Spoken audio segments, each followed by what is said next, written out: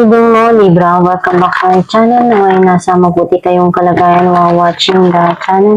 Please sa channel reading, kayo nang bahalang magpalit-palit ng situation nyo sa reading ko.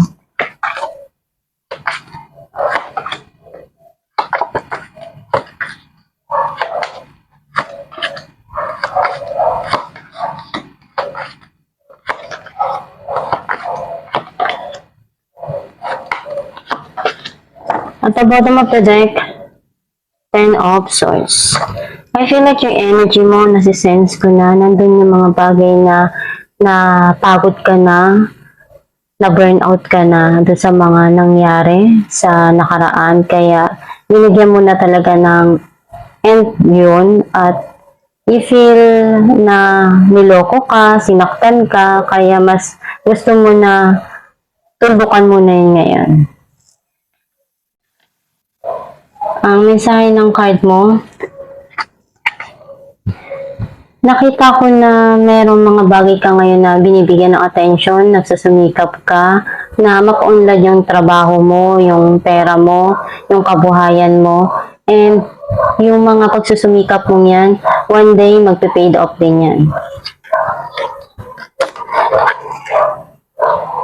Andun yung pagmamahal na gustong ipakita nitong tao na to towards you. Or pwede ikaw to na pinapakita mo yung pagmamahal sa mga taong nagmamahal sa'yo, sa mga taong nandyan para sa'yo. May success, victory, and promotion na darating para sa'yo. Some of you pwedeng celebration or pwedeng merong rewards o award na matatanggap. Nakita ko na hindi ka na magpapatalo dun sa mga problema, pagsubok na dumarating sa buhay mo. May mga desisyon ka na alam mo, iyon yung dapat na gawin.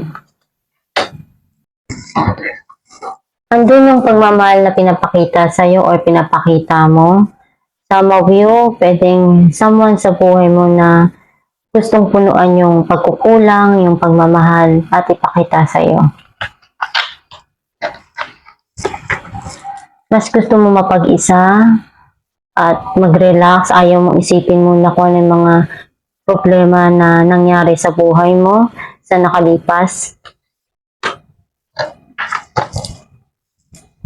Very passionate itong tao na to, and some of you, nakikita ko na andun yung positibo ka na sa mga gusto mong mangyari sa buhay mo, sa mga pangarap mo, and alam mo na kung ano yung gusto mo na makamit sa buhay, handa ka na naharapin kung ano yung mga pagsubok na darating sa'yo.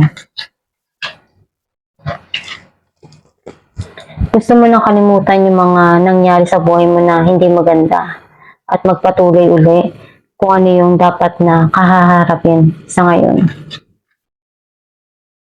Try natin ang 8 of Pentacles, 9 of Cups, and the Tower. Nakita ko na andun yung mga pangarap mo na gusto mong matupad. Some of you may darating dito na matagal mo nang gustong makuha. Ibibigay ito sa'yo. Andun yung malaking pagbabago na mangyayari sa buhay mo. Clarify natin ang 6 of Wands, the Moon, and the Chariot. May paparating dito na hindi mo inaasahan na tagumpay na maaabot mo. Clarify natin the Lovers, the Empress, and Ace of Cups. Sobrang andun yung pagmamahal na gusto mo mapunuan para sa sarili mo. Ngayon na re-realize mo kung ano yung dapat na ibigay mo at maramdaman yung pagmamahal at pag-aalaga na gusto mo na maibigay din para sa'yo.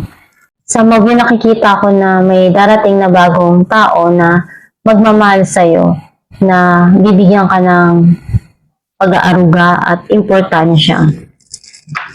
Clarify natin ang King of Wands, the High Priestess, and Ace of Pentacles. May blessing na parating. Some of you pwedeng yung passion mo, yun yung nagbibigay sa'yo ng malaking blessing sa buhay mo. You keep it to yourself kung ano yung mga natatanggap mo, kung ano yung dumarating sa buhay mo. Mas gusto mo na ikaw lang yung nakakaalam kesa ipaalam sa iba. Some of you naman is, andun yung you need to listen to your inner self, kung ano yung mga gusto mo pang makamit sa buhay. Kung ano yung desire ng puso mo, yun yung sundin mo. And may mga ibibigay sa yung opportunity, you need to grab it. Clarify natin King of Cups, Six of Wands, and Three of Cups. Nandun yung pagmamahal na gustong iparamdam nitong tao na to at gagawin niya lahat ng makakaya niya para makuha yung gusto niya. Ang nais niya ay magkita kayo at magkaroon ng pag-aayos doon at iparamdam yung pagmamahal na nararamdaman niya. Clarify natin ang King of Swords, Four of Wands, and Ten of Pentacles. So, nakikita ako na may marriage na involved dito. Nandun yung masaya yung pamilya na nagkakasama, ini-enjoy yung moment na to. Pwedeng may reunion, may salo-salo, may celebration. And ito na yung masaya para sa'yo na nangyayari sa buhay mo ngayon na matagal mo ng pangarap. Clarify natin ang Four of Swords. Some of you pwedeng may abundance and prosperity na darating dito na talagang i-enjoy ng pamilya. Andun yung celebration. King of Pentacles and Five of Swords.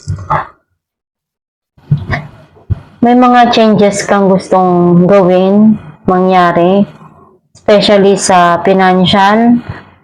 Ngayon iniisip mo kung paano yung way na mas maganda para mas mag-grow yung career mo, yung financial mo, or pwedeng business. Some of you, yung someone sa buhay mo na nanggaling sa past, pinag-iisipan niyang mabuti kung ano yung hakbang na gagawin niya para maibalik or magkaroon ng pagbabago dun sa sitwasyon na yun. And nagkaroon kayo dito ng silent situation, hindi nagkausap ng maayos. Clarify natin ang Eight of Cups, Nine of Swords, and the Hierophant. Sobrang nalulungkot ka dun sa mga nangyari sa nakaraan. That's why you want to move on and kalimutan na yung mga hindi magandang nangyari na yon. Alam mo kung ano yung makakabuti sa'yo sa ngayon at mas gusto mo ngayon na ayusin na lang kung ano yung meron ngayon sa buhay mo. Alam mo kung ano yung makakabuti para sa'yo at yun yung mas gusto mong unahin at harapin. Alam natin kung ano mensahe ng yung gabay.